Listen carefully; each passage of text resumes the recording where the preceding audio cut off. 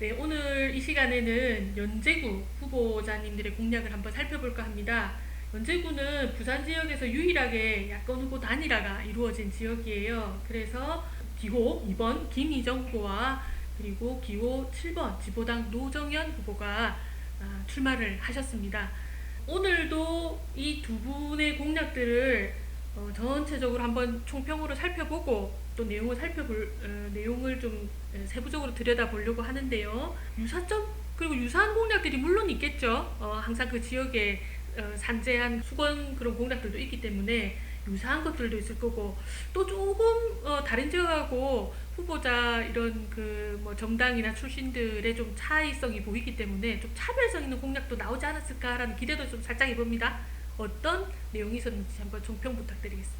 두 분의 연제구 나오신 그 후보자님들의 그 공통점이라 그러면 도시철도 지선을 네. 연장하겠다는 거예요. 네. 그런데 그 연장하겠다는 거기 노선이 다 틀려요. 오. 한 분은 네. 그 연산 일동 부동이 네. 교통이 좀 불편해요. 예. 이제 다니시는 분들은 아는데 버스 타기도 애매하고 한참 돌아와야 돼요, 연산동까지.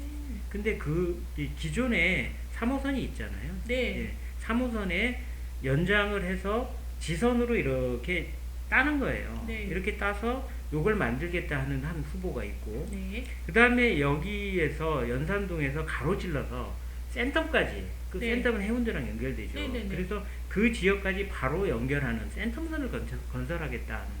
근데 이 부분들이 12월 달 되면 네. 이제 부산의 도시 철도 이제 구축 계획이라는 걸 발표를 하잖아요. 네네. 그 전에 이거를 본인들이 네. 힘을 써서 넣어주겠다는 거지 아직 확정된 건 아니에요. 아니 예. 그래서 이 공약이 네. 똑같이 이제 교통의 네네네. 공약 중에 이제 제일 핵심인데 이게 지선이 달라요. 노선이 다르다 보니까 조금 좀 다른 부분이.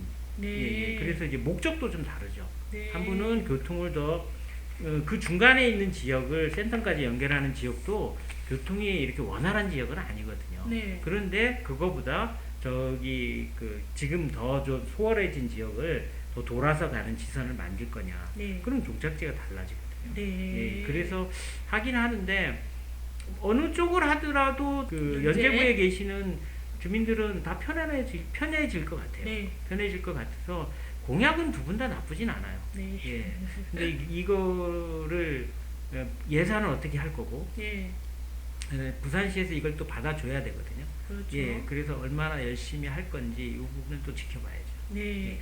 어쨌든 연제구 예 출마하신 두 분은 교통 부분들을 공통적으로 지금 이제 유권자들에게 제안하고 계시고 있다 이런 말씀을 주셨고요. 뭐 이런 유사한 지점들도 있지만 또 좀 두 분의 어떤 정당 특성이나 이런 걸 봤었을 때 다른 지역구하고는 또 좀 그 어떤 차별성 있는 공약들을 내놓지 않았을까라는 기대도 살짝 있는데요. 어떻습니까? 한 후보는 공약을 첫 번째를 그 아까 얘기한 그 도시철도가 아니라 네. 그 교육을 첫 번째 공약으로 내걸었어요. 네. 그런데 그 타 지역에 있는 교육들하고는 조금 다르죠. 네. 학업을 향상시키는 쪽에. 그래서 그런 쪽에 하고 대학을 가기 좋게 하기 위해서 내신을 좀 올려주는. 오. 네. 그다음에 학생들이 통학을 좀 안전하게 하는 이 부분은 두 분이 비슷한데 네. 한 분은 진보당 쪽이다 보니까 이 생활 폐기물 청소 노동자 고용을 구청에서 직접 하도록 하는 그런 공약. 그다음에 학교 운동장을 천연잔디제로 바꿔주는 그런 공약. 이런 부분들이 조금 다르죠. 네. 학생들 위주로 해서 학업 위주, 학생들은 환경을 위주로, 청소 노동자들 고용 문제 이런 부분이라서 조금 차별성이 있어요. 네, 그렇게 차이점이 드러나는군요. 그럼 또 다른 좀 세부적인 내용에 있어서는 어떤 차이점들이 조금 더 구체화된 내용들이 있으면 한두 가지 더 소개해 주실 게 있으실까요?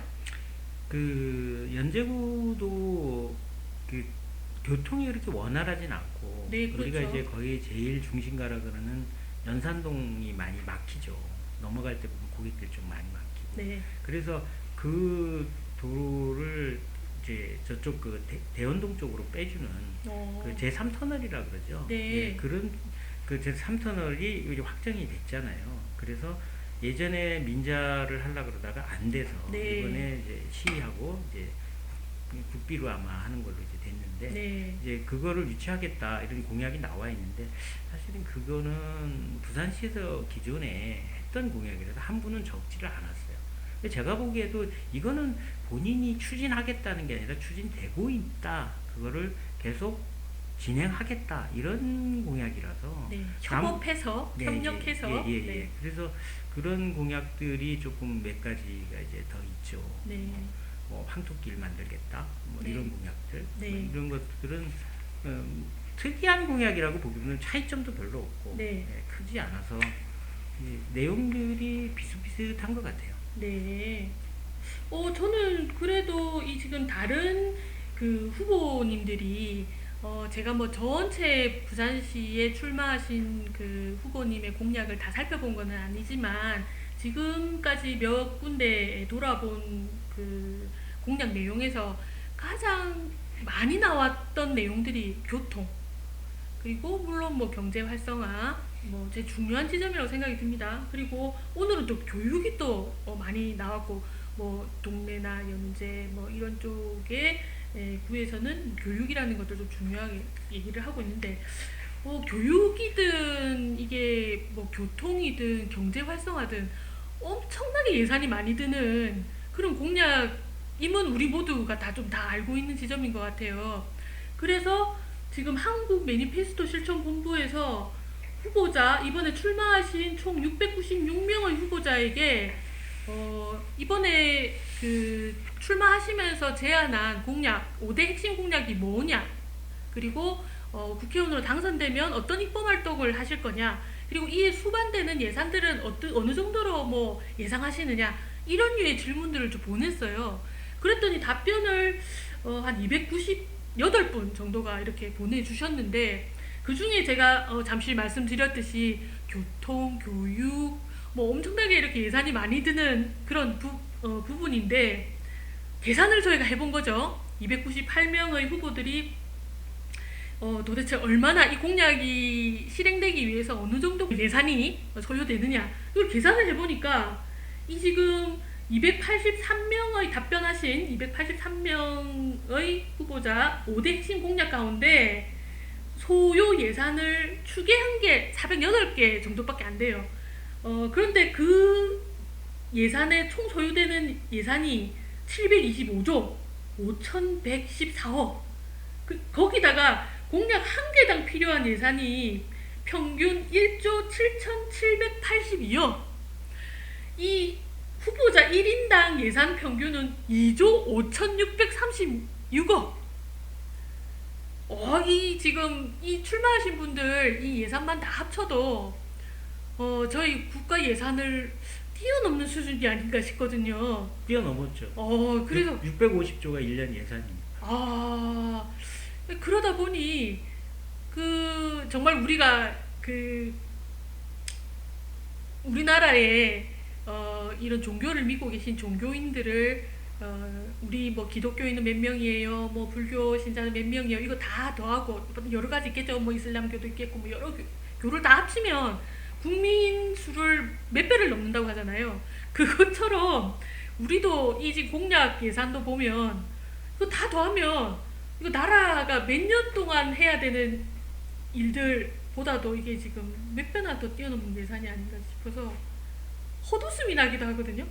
거기에 또 하나의 문제점은 네. 저희 국회의원분들이 저희 나라의 가장 핵심, 그러니까 정말 국가가 해야 되는 네. 그런 그 사업들이 빠진 경우도 있거든요. 네, 앞으로 그렇죠. 너무 미래에서 많죠. 아까도 네. 뭐 교육 얘기도 하셨지만 저출생 문제, 그다음에 고령화 문제, 이런 문제들을 해서 보건이라든가 네네네.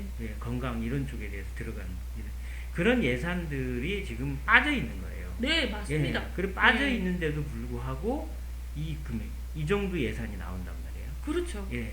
지금 보도자료에서 얘기하는 게 그거예요. 지금 문제는 그 입법과 제정이 필요한 공약 940개 중에서 603개 공약은 아예 추계 자체도 못했대요. 그러면은 한 300개 가지고 지금 이 그 총 725조라는 돈을 만들어냈다는 거니까 나머지 이 지금 64%에 해당하는 이 추계 못한 이 공약들은 이게 지금 몇 배를 지금 꼽혀야 되는지 계산도 잘 안 됩니다.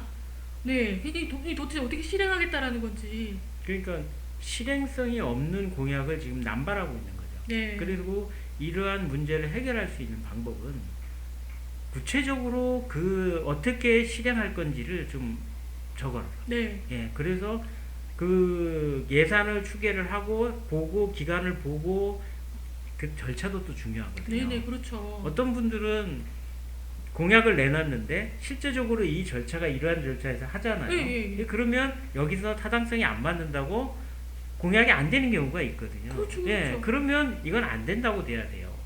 근데 그런 공약도 예상도 안 하고 무작정 공약으로 올려버리고 네. 유권자들한테 보여주기 식의 공약을 만드니까 그러면은 나중에 지금 이 공약대로 해서 다 실행은 안 되는 게 문제가 아니라 실행이 되면 저희가 나머지 가장 기본적인 복지가 재정이 운영이 될 수가 없는 네, 네, 네. 국가가 돌아가지를 않게 됩니다. 저 미국에서 그런 얘기 하잖아요. 그 행정부가 네. 안 돌아간다는 얘기. 예, 예, 네, 예. 그렇게 될 수도 있어요. 그래서 물론 그런 일은 없겠지만 이제는 좀 정책을 가해서 좀 내야 되는 네. 그런 시기가 오지 않았나. 네, 맞습니다. 제가 지금 이제 이 매니페스토 실천본부에서 제출한 보도자료 내용에 보면 세부적으로 이 공약, 이 질의에 맞는 그런 답변서를 제출한 후보들의 내용이 좀 더 자세히 있어요. 공보하고는 약간의 차이가 좀 있습니다. 공보는 워낙 그 지면의 한계도 있고 하다 보니 구체적인 내용이 없어요. 그런데 이 질의에 따른 이 매니페스토 본부에서 질의한 내용에 대한 답변 내용을 제출한 것을 보면 좀 세부적으로 나와 있습니다. 그래서 조금 더 유권자들이 후보를 선택하는 데 있어서 좀 기준이 될 수 있을 것 같아요. 한번 살펴보시고 좀 냉철하고 지혜로운 판단이 있었으면 좋겠다는 생각을 좀 해봤습니다. 오늘 그 자료를 보셨죠? 네, 그 봤습니다. 매니페스토 보도자료. 네. 그러면 그 유권자들이 그 질의에 대한 답변 내용은 어디서 보셨어요? 매니페스토 본부 운동본부 홈페이지에 홈페이지. 있습니다. 예, 홈페이지에 들어가시면 네. 거기에 메인 화면에 떠 있습니다. 메인 질의서, 화면에, 예, 예. 질의서 답변해서 바로 배너로 네. 메인 화면에서 찾아보실 수 있습니다. 아, 네.